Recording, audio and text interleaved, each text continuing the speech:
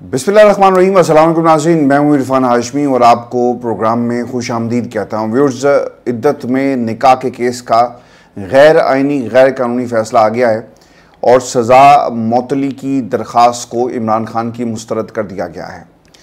इस फैसले में कितनी गलतियाँ हैं और ये गलतियाँ एडिशनल सेशन जज अफजल मजोका को कितनी महंगी पड़ने वाली हैं, व्यूअर्स इसकी तफसील मैं आपके सामने रखूँगा। लेकिन सबसे पहले मैं आपको बता दूँ कि अदालत ने 7 साल की सज़ा मौतली की दरख्वास्त इमरान खान की मुस्तरद कर दी है।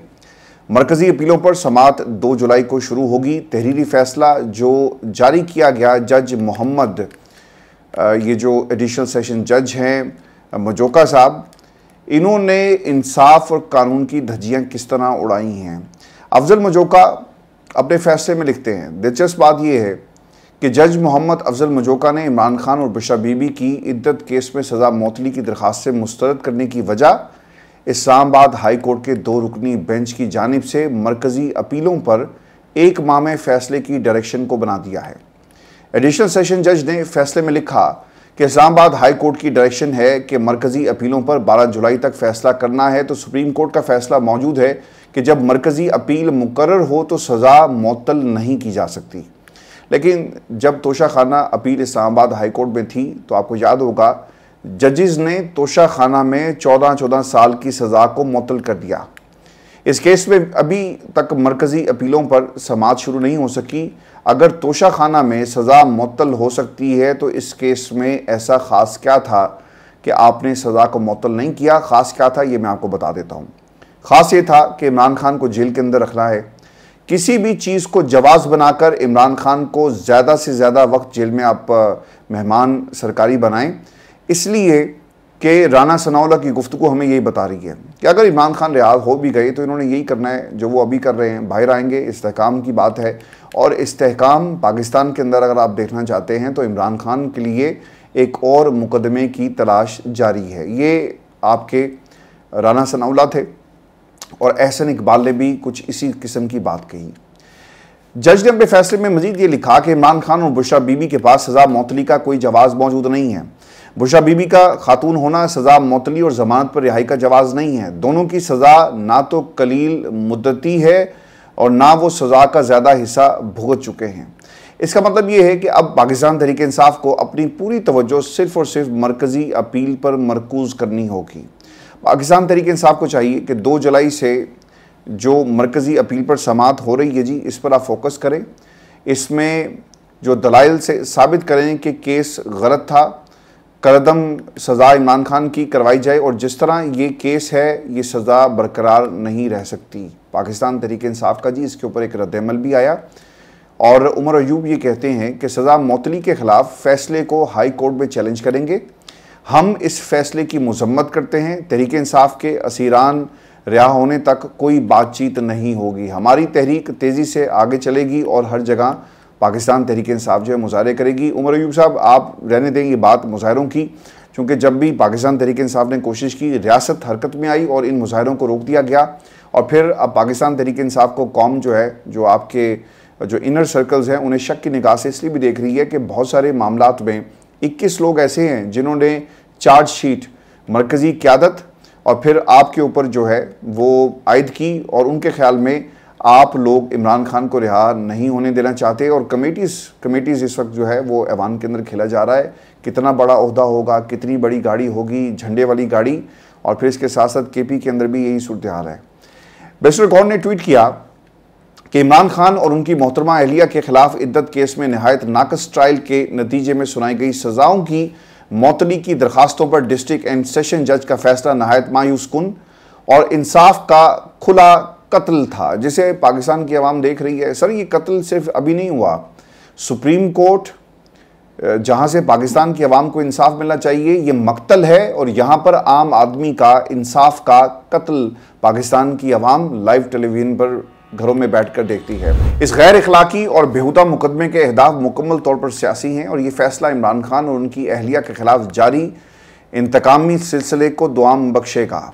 हम इस नाकाबिल कबूल फैसले के खिलाफ फिलफौर हाई कोर्ट से रुजू करेंगे। इंतज़ार पंजोता साहब ने लिखा कि हर दरख्वास्त की जिस तरह से मुस्तरद किया जाता है, इससे मज़ीद केस मजबूत हो जाएगा। हम दुरुस्त साइड पर खड़े हैं।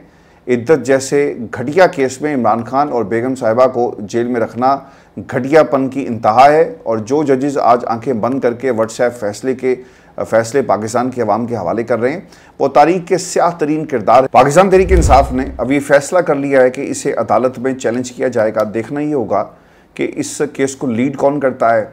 सलमान सफदर साहब ने इससे पहले जो साइफर केस था उसमें इमरान खान की खूब वकालत की, बेहतरीन वकील और बेहतरीन दलील के साथ, तैयारी के साथ ये अदालत में पेश होते हैं। अब देखना ही होगा कि क्या इस केस के अंदर भी इमरान खान और बुशरा बीबी की अदालत में यानी अपील के लेवल के ऊपर क्या नुमाइंदगी की जाएगी, क्योंकि इससे पहले साइफर एक बहुत बड़ी मिसाल है जिसमें सलमान सफदर साहब ने बेहतरीन अपनी जो सलाहियतें हैं एज अ लॉयर, उनकी ये सलाहियतें हमें नज़र आई। मैं भी आपको ये भी खबर दे दूँ कि मखसूस नशिस्तों का केस और वकील इलेक्शन कमीशन ने शिकस्त कबूल कर ली है। सुप्रीम कोर्ट पाकिस्तान में सुन्नी इत्तेहाद कौंसिल की मखसूस नशिस्तों से मुतल्लिक केस की समाअत होती है। चीफ जस्टिस काजी फाइज ईसा साहब की सरबराही में 13 रुकनी बेंच फुल कोर्ट इस केस की समाअत कर रहा है। वकील इलेक्शन कमीशन सिकंदर बशीर के जो दलाइल थे उससे आज ये मालूम पड़ा कि वो अपनी हार तस्लीम करके वो अदालत से जाने वाले हैं। और अगर आपको याद हो कि खावर मानी का जब रिजवान अब्बासी साहब को उन्होंने वकील किया तो आखिरी दिनों में रिजवान अब्बासी साहब आ नहीं रहे थे। अदालत ने कहा कि आप दूसरे वकील को लेकर आएँ, चूँकि इन्होंने इजाज़त मांगी थी। तो उसके बाद नया वकील आया और फिर दोबारा से केस की समाअत शुरू होती है। इसी तरह इस केस के अंदर भी वकील भागने वाला है। वहाँ पर वकील भागा, खावर मानिका को अदालत के रहमो करम पर छोड़कर अब इस केस में भी इलेक्शन कमीशन का वकील भागने वाला है, चूँकि आज इनके दलाइल से हमें यही मालूम हुआ। हामिद रज़ा ने कागजात नामजदगी में कहा, ये इलेक्शन कमीशन के वकील बता रहे हैं जी अदालत को कि खबर के हामिद रज़ा ने कागजात नामजदगी में कहा कि मेरा ताल्लुक़ सुन्नी इत्तेहाद से है। हामिद रज़ा को इन्हीं की दरख्वास्त पर टावर का निशान इंतखाबात लड़ने के लिए दिया गया। हामिद रज़ा ने बतौर आज़ाद उम्मीदवार इंतखाबात में हिस्सा लिया।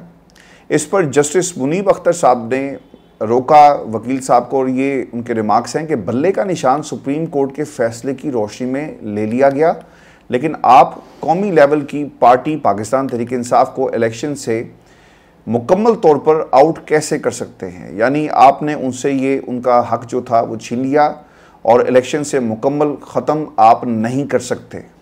सुप्रीम कोर्ट के फैसले असरात जो उसके हैं वो आने चाहिए थे, यानी आप उसकी तशरीह तो ठीक करते। आपकी ये पोजीशन होना चाहिए थी कि चीफ जस्टिस ने फिर इसका एक जवाब भी दिया कि अगर उम्मीदवार कह रहा है कि उसे आज़ाद के तौर पर बल्ले का निशान दे सकते हैं, आप मेरी बात समझ रहे हैं, ये सवाल पूछा। फैसले की कोई गलत तशरीह करेगा तो इसका इलाज नहीं है। जस्टिस मंसूर अली शाह ने भी बल्ला वापसी पर सवाल उठाया। उन्होंने कहा कि आपने कैसे आसान तरीके से फैसला कर दिया कि बल्ले का निशान नहीं तो उम्मीदवारों को आज़ाद कर दें। आपने कब मीटिंग करके फ़ैसला किया कि उनको आज़ाद डिक्लेयर करना है। इलेक्शन कमीशन के वकील लाजवाब रहे जी, उनके पास किसी भी सवाल का जवाब नहीं था। और जस्टिस आयशा मलिक ने भी यही सवाल किया कि जब उम्मीदवार ने फॉर्म दिया और पार्टी वाबस्तगी आपके सामने रखी, डिक्लेरेशन में भी पार्टी वाबस्तगी जाहिर की जाती है, फिर आपने कैसे सोच लिया कि आज़ाद उम्मीदवार हैं। आपने क्या प्रोसेस इख्तियार किया, कानून क्या इजाज़त देता है, हमें कानून दिखा दें। जस्टिस जमाल खान मंदोखेल की भी जस्टिस आयशा मलिक के सवालात की हमायत। जस्टिस अतर मिल्ला ने भी बल्ला वापस केस पर सवाल किए कि क्या ये अंडरस्टैंडिंग सही है कि बड़ी पार्टी इलेक्शन प्रोसेस से बाहर हुई सिर्फ इसलिए कि इलेक्शन कमीशन ने सुप्रीम कोर्ट के फैसले की गलत तशरीह की। वकील ने जी जवाब दिया कि ये बात दुरुस्त नहीं है, हमने तशरीह ठीक की। जस्टिस अतर मिल्ला ने कहा इसका कि जनाब बेंच कह रहा है कि आपकी गलत तशरीह है, इलेक्शन कराना ही काफ़ी नहीं, इलेक्शन मैकेनिज़्म है जहां आवाम की राय का इजहार होता है। अगर इलेक्शन प्रोसेस पर सवाल खड़े होते हैं तो जवाब दे इलेक्शन कमीशन होगा। अब व्यूअर्स ये सवाल कि इलेक्शन कमीशन के खिलाफ क्या कार्रवाई होगी। जस्टिस अतर मिल्ला ने अहम तरीन रिमार्क्स दी है कि इलेक्शन कमीशन ने सुप्रीम कोर्ट के फैसले पर एक पार्टी को इलेक्शन प्रोसेस से बाहर किया तो इसके नताइज होंगे। आर्टिकल 17 जो बताता है कि आप पार्टी को इलेक्शन प्रोसेस से बाहर नहीं कर सकते। जस्टिस जमाल मंदोखेल ने भी अहम रिमार्क्स दी और वो ये कहते हैं कि साहबजादा हामिद रजा ने अपने कागजात नामजदगी में लिखा कि मुझे बल्ले का निशान दिया जाए, अगर बल्ला नहीं रहता तो मुझे शटल कॉक का निशान दिया जाए। इसका ये मतलब नहीं है कि उन्होंने कहा कि मैं आज़ाद हूँ। क्या इलेक्शन कमीशन के पास इख्तियार है कि पार्टी किसी को नामजद करे, सर्टिफिकेट दे और उम्मीदवार की भी ख्वाहिश है कि मैं फलां पार्टी से इलेक्शन लड़ूंगा और आप इलेक्शन कमीशन उसे आज़ाद डिक्लेयर कर दें? क्या आपके पास से इख्तियार है आप किसी को आज़ाद उम्मीदवार डिक्लेयर कर दें? ये तो उम्मीदवार और पार्टी के दरमियान मामला था। Who are you? गैर मुस्लिमों के हवाले से भी अहम तरीन रिमार्क्स दिए गए। लेकिन व्यूअर्स, आज अदालत में 7 जजेस ऐसे थे जिन्होंने दिल खोलकर पाकिस्तान की आवाम की नुमाइंदगी की, अवाम के दिलों की तर्जुमानी की, और जो दिलों में पाकिस्तान की आवाम के इस वक्त है वो काजी साहब को भी सुनाया और उन जजेस को भी सुनाया जो इस बेंच में खामोश से बैठकर काजी साहब की हाँ में हाँ मिला रहे हैं। और गैर मुस्लिमों के हवाले से जो अहम रिमार्क्स आए, इलेक्शन कमीशन ने सुप्रीम कोर्ट ऑफ पाकिस्तान में जवाब जमा करा दिया था कि चूंकि सुन्नी इत्तेहाद कौंसिल ने अपने आइन में लिखा है कि गैर मुस्लिमों को नशिस्तें नहीं दी जाएं, इसलिए सुन्नी इत्तेहाद कौंसिल को नशिस्तें नहीं मिल सकती। इस पर आज अहम तरीन रिमार्क्स दिए गए। जस्टिस अतर मिल्ला ने कहा कि JUI फे को आपने मखसूस नशिस्तें दी। उनकी भी ये शिक है कि गैर मुस्लिम के हवाले से जस्टिस मुनीब ने कहा कि सुन्नी इत्तेहाद कौंसिल कब की रजिस्टर्ड है, आपको अब होश आई। जस्टिस आयशा ने कहा कि क्या मैं तमाम पार्टियों को देखूं या एक पार्टी का मंशूर देखूं, दीगर पार्टियों के मंशूर को नज़रअंदाज क्यों करूं? इलेक्शन कमीशन के वकील ने यहाँ पर भी कोई जवाब नहीं दिया और वो लाजवाब हो गए, यानी हार गए, सहम गए, डर गए और उनके पास दलील नहीं थी। इलेक्शन कमीशन के पास वकील तो है लेकिन सरकार दलील नहीं है। अब इलेक्शन कमीशन के वकील की बदतमीज़ी, ये माजरा क्या है ये भी मैं आपको बता देता हूँ। इलेक्शन कमीशन के वकील के पास जवाब नहीं था, वो बार बार चीख रहे थे, किसी एक भी जज का ठीक से उन्होंने जवाब नहीं दिया और इधर उधर की बातें की। जस्टिस आयशा मलिक ने सवाल किया तो उन्होंने शोर मचाना शुरू कर दिया। जस्टिस आयशा मलिक की आवाज़ दबाने की कोशिश की। जस्टिस आयशा ने कहा कि खुतबा ना दें, तकरीर ना करें, हमारे सवाल का जवाब दें। Justice Ayesha Malik election commission के वकील को तमीज़ सिखाते हुए और शिकस्त तस्लीम समात के आखिर में इलेक्शन कमीशन के वकील सिकंदर बशीर ने कहा कि मैं जजेस को मुतमईन करने में नाकाम हो चुका हूँ। यानी तमीज़ सिखाई, उसके बाद उन्होंने अपनी शिकस्त को कबूल किया कि मैं इन जजेस को मुतमईन नहीं कर सकता। अभी तक समात के मुताबिक जस्टिस, व्यूअर्स ये नुक्ता नोट कर लीजिएगा और आपको आने वाले दिनों के अंदर ये मालूम पड़ जाएगा कि पाकिस्तान की इस अदालत, इस बेंच और काजी साहब की अदालत से क्या फ़ैसला आने वाला है and who is standing on the right side of the history. ये बहुत ही इंपॉर्टेंट ऑब्जर्वेशन है जिसे आपने गौर से सुनना है। अभी तक की समात के मुताबिक justice Yahya Afridi, justice Munib Akhtar, justice Ayesha Malik, justice Mansoor Ali Shah, justice Athar Minallah, justice Shahid Waheed, justice Jamal Mandokhail, ये 7 जजेस ऐसे हैं जो आइन और कानून के मुताबिक खड़े हैं।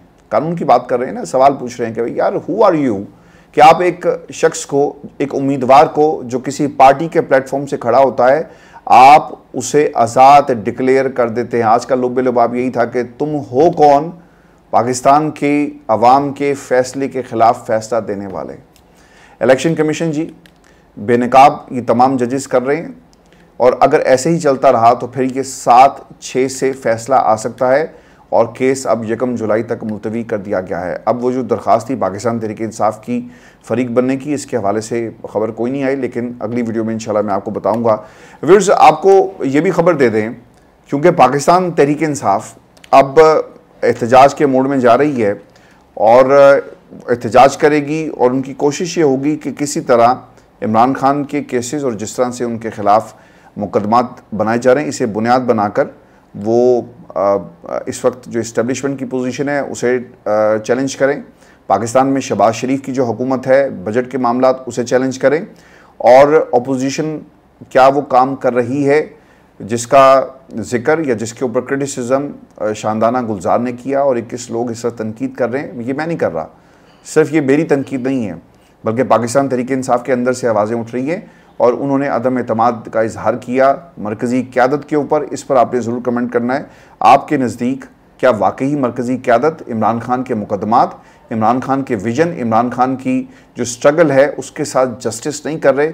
इस पर आपकी क्या राय है, आपने हमें ज़रूर बताना है। मैं व्यूअर्स आपको ये भी खबर दे दूँ, चूँकि एक ख़बर आज पाकिस्तान के अंदर बहुत ज़्यादा फ्लैश हुई और ख़बर ये थी कि काफ लीग का चौधरी ख़ानदान के ताल्लुकात बहाल होने का दावा। ये तर्जुमान साहब ने कहा, परवेज़ इलाही की अहलिया की तरदीद। ख़बर ये आई जी कि मुस्लिम लीग काफ मुस्तफ़ा मलिक ये कहते हैं कि चौधरी शुजात हुसैन ने चौधरी परवेज़ इलाही से उनकी रिहाइशगाह पर मुलाकात की। चौधरी बरदरान के दरमियान मुलाकात 2 हफ्ते कबल हुई थी। मुस्तफ़ा मलिक साहब ये कहते हैं कि शुजात हुसैन और परवेज़ इलाही के दरमियान होने वाली मुलाकात में ख़ानदानी ताल्लुकात बहाल हो गए हैं, लेकिन सियासत अपनी अपनी होगी। दूसरी जानिब चौधरी परवेज़ इलाही की अहलिया कैसरा इलाही ने ख़ानदानी सुलह की तरदीद करते हुए कहा कि चौधरी शुजात हुसैन का परवेज़ इलाही की रिहाई पर में कोई किरदार नहीं। परवेज़ इलाही की रिहाई अल्लाह के करम से हुई, अदालतों ने इंसाफ फराहम किया। और कैसरा इलाही ये भी कहती हैं कि किसी किस्म की ख़ानदानी सुलह नहीं हुई। परवेज़ इलाही ने शुजात साहब को पैगाम दिया कि हमारी चोरी शुदा मैंडेट वापस होने तक कोई बात नहीं होगी। और बुनस इलाही ही नहीं बल्कि चौधरी परवेज़ इलाही भी PTI के साथ रहेंगे। चौधरी परवेज़ इलाही ने हालिया बयान में भी इसको वाज़े अंदाज में कहा था। अच्छा जी, मैं क्योंकि जो चौधरी फैमिली है, मेरे कुछ सोर्सेज भी हैं, मेरी मुलाकात भी रही है ओवर द ईयर्स और मेरी बात भी होती रहती है, लेकिन मेरी इतलात ये है कि ये दरारें जो है ना, ये सिर्फ सियासत की वजह से नहीं है, बल्कि सियासत तो एक एडिशनल चैप्टर है जी इस दुश्मनी के अंदर। और ये जायदादों का मामला था और ये ज़हूर इलाही रोड के ऊपर जो इनकी जितनी भी प्रॉपर्टीज़ हैं उसमें से जायदाद के बंटवारे का ये मसला है। और फिर ये कज़न्स की लड़ाई है, किसको ज़्यादा अहमियत मिलती है, पंजाब किसके पास रहेगा। और फिर दूसरा ग्रुप जो था उनसे वैसी रिकग्निशन नहीं मिली, उन्होंने जिस तरफ की हवाएं चल रही थी वो भी उस तरफ चल पड़े और जो पीछे रह गया वो आपके सामने। तो ये दरारें बहुत गहरी हो चुकी हैं और अब तो इनके घरों में दीवारें भी खड़ी हो गई। तो अगर कोई ये कहता है कि तर्जुमान साहब के जी ख़त्म हो गया, सब बेहतर हो गया, सर इतनी सादी ये पोजीशन नहीं है इन लोगों की।